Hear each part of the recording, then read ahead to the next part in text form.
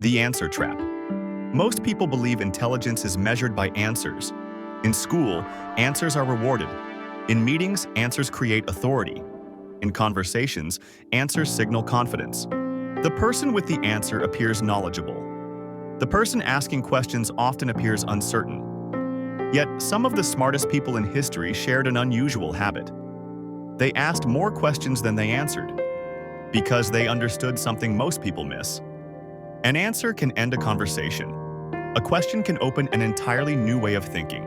Think about what happens when someone challenges your opinion. Most people immediately search for an answer. They defend their position. They explain why they're right. They look for evidence supporting their existing view. The goal quietly shifts from understanding to winning. Once that happens, learning slows. Curiosity disappears. The conversation becomes a contest instead of an exploration. Questions create a different dynamic. Imagine someone says, "I disagree." Most people respond with an argument. But what happens if you respond with a question instead? What makes you see it that way? Suddenly, the conversation changes direction. Instead of defending a position, both people begin examining it. The goal is no longer proving something.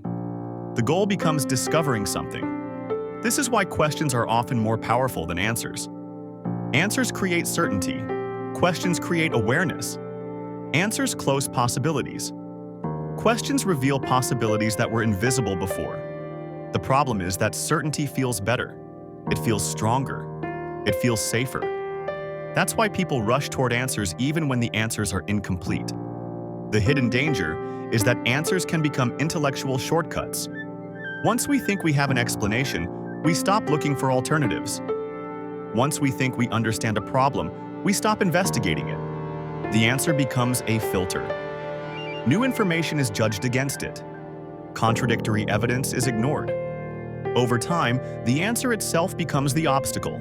Organizations fall into this trap all the time. A company asks why sales are declining. Someone provides an answer.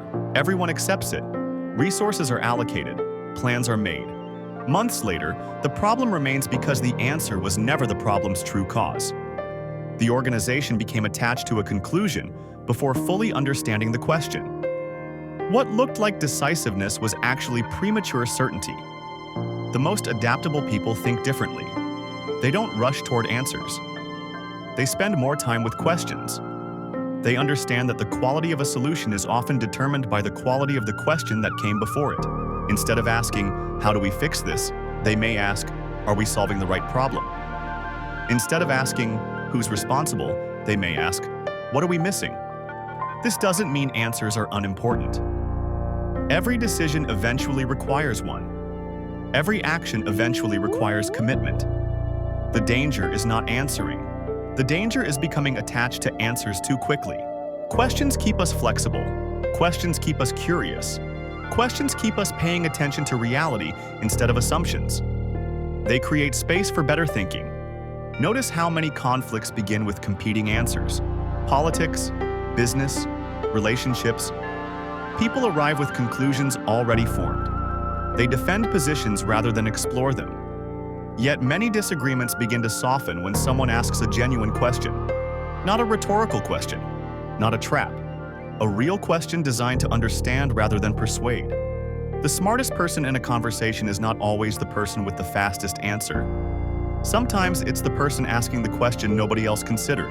Answers are valuable, but questions often determine whether those answers are useful. Because the greatest limitation is not lacking an answer. It's becoming so attached to an answer that you stop looking for a better one.